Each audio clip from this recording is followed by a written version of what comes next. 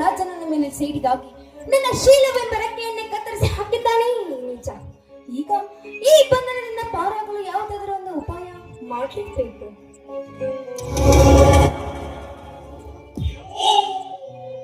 ಮನದ ಮಲ್ಲಿಗೊಂದು ಮನದಿ ಪ್ರಮೋರವನ್ನು ಹರಳಿ ಯೌವನದ ಈ ಹೆಣ್ಣು ಈ ಚಾಣಕ್ಯನ ಸ್ವಾಮಿತ್ವ ಸೇರಲು ನಿಂತಿರಬಹುದು. ಏನು ಲಾವಣ್ಯ, ಮನಮೋಹಕದ ಭಂಗಿಯಲ್ಲಿ ಅದು ಯಾವ ನೋಟಕ್ಕೂ ನೀರಲ್ಲಿ ನೀನು ನಿಂತಿರುವೆ? ಪ್ರತ್ಯಕ್ಷವಾಗಿ ನಿಮ್ಮನ್ನು ಕಾಣಲೆಂದೇ ಬಂದೆ. ಲಾವಣ್ಯ, ನಿನ್ನ ನೊತ್ತು ತಂದಾಗಿನಿಂದಲೂ ನೋಡದ ನೀನು ನನ್ನ ಪರವನ್ನಾಶಿಸಿ ನಿಂತಿರುವೆಂದರೆ ನಿನ್ನ ಅನುರಾಗದ ಹೂವು ಈ ತುಂಬಿಗಾಗಿ ಹರಡಿ ಕಾದಿರು. ಅಲ್ಲ, ಆನಂದದಿಂದ ಆಡಿಕೊಂಡಿದ್ದ ಈ ಹೆಣ್ಣಿಗೆ ನೀನು ಹೊತ್ತು ತಂದು ಗಂಡವರಿಗೆ ಸ್ವಾಗತ ಹೇಳುವ ಆಳು ಪಂಜರದಲ್ಲಿಟ್ಟಿದ್ದಿರಲ್ಲ, ಕಾರಣವನ್ನು ಅರಿಯಲು ಬಂದೆ. ಈ ಚಾಣಕ್ಯ ಕಾರಣವಿಲ್ಲದೆ ಯಾವ ಕೆಲಸಕ್ಕೂ ಕೈ ಹಾಕುವುದಿಲ್ಲ.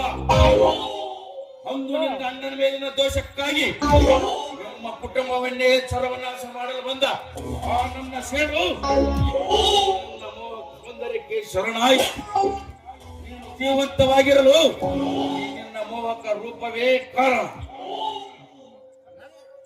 ನನ್ನ ಗಂಡನಾಗುವರೆಂದು ಹೇಳುವ ಈ ಮಾತನ್ನು, ಈ ಮನದ ಮಡಿಕೆಯಲ್ಲಿ ಭರವಸೆಯ ನೀರನ್ನು ಕುದಿಸಿ ಅನುರಾಗದ ಅನ್ನವನ್ನು ಮಾಡಿ ಈ ಎಂಜಲೇಡಿನ ಆ ನಾಗರಾಜನಿಗೆ ಒಪ್ಪಿಸುವಷ್ಟು ಹೀನವಾಗಿದೆಯೇನೆ ನಿಮ್ಮ ಗಂಡಸ್ಥನ? ವೇದಾಂತದ ಸ್ತ್ರೀ ರಕ್ತವೇ, ನಾನು ಆ ನಿನ್ನ ನೀತಿಯ ಪುರಾತನ ಪತಿಯಲ್ಲ. ಪ್ರತಿಯೊಂದು ಕೆಲಸವನ್ನು ಲಾಭಕ್ಕಾಗಿ ಮಾಡುವ ನವಯುಗದ ಅಧಿಪತಿ. ನೋಡು ಲಾವಣ್ಯ, ಹುಚ್ಚು ಯೋಚನೆಗಳನ್ನು ಬಿಟ್ಟು ಆ ನಾಗರಾಜನ ಮನೆಯಲ್ಲಿ ಪೂಜಿಸುವ ವಿಗ್ರಹ ಅಲಂಕಾರವಾಗಿದೆ ಅಂತೆ. ಆ ವಿಗ್ರಹ ನನ್ನ ಒಡೆತನದಾಗಬೇಕು. ಅದನ್ನು ನೀನು ನಿನ್ನ ಈ ರೂಪದಿಂದ ಅಪರಿಸಿ ತರಬೇಕು. ಆದ್ರೆ ನಿಮ್ಮ ಆನಂದದ ಹಕ್ಕಾಗಿ ಸತಿಯಾಗಿ ಬಾಳುವ ನನ್ನನ್ನ ಸೂಳೆಯಾಗಿ ಬಾಳುವ ಎನ್ನುವ ನಿಮ್ಮ ಮಾತಿನ ಅರ್ಥ? ಸತಿ ಸೂಳೆ ಎಂದು ಈ ಕಾರ್ಯ ಮುಗಿದೊಡನೆ ಈ ಚಾಣಕ್ಯ ಓದ್ತಿದ್ದರು ನಿನ್ನ ಹೊಂದಿಕೋ. ಆ ಅಮೂಲ್ಯ ವಿಗ್ರಹ ದಕ್ಕಿದೊಡನೆ ಈ ಧರೆಯಲ್ಲಿ ನಿನಗಾಗಿ ಪ್ರೇಮದ ಅರಮನೆಯನ್ನು ನಿರ್ಮಿಸಿ ನಿನ್ನ ಸೇವೆಗಾಗಿ 100 ದಾಸರನ್ನಿಟ್ಟು ನಿನ್ನನ್ನು ಮುತ್ತು ರತ್ನಗಳಿಂದ ಅಲಂಕರಿಸಿ ನನ್ನ ಹೊಸ ಸ್ವರ್ಗದ ರಾಣಿಯನ್ನಾಗಿ ಮರೆಸಿವೆ. ಒಪ್ಪಿಕೋ ಲಾವಣ್ಯ, ಒಪ್ಪಿಕೋ.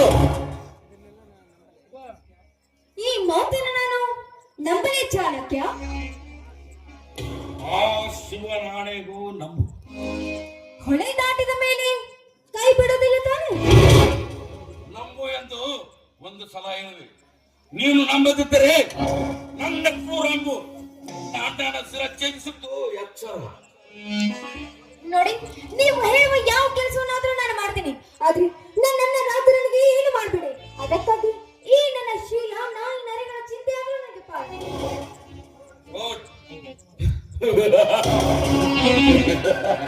Very good.